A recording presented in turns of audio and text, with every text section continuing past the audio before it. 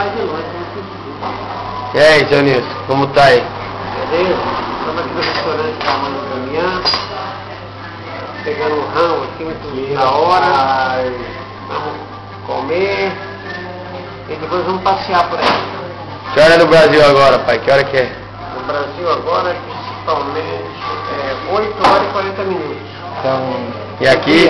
O Ulisses está tomando café de manhã. O Ulisses está tomando café de manhã, 8h30. Aqui que hora é agora? Aqui. 5 horas a mais. 8h40. Tá no barquinho fora. Né? Ó, a dona da casa. Este é um restaurante. Mãe da Damião.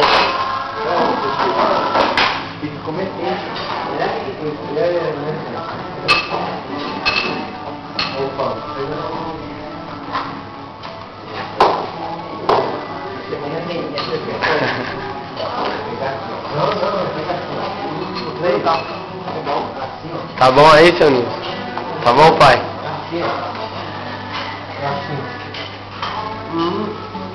Vai.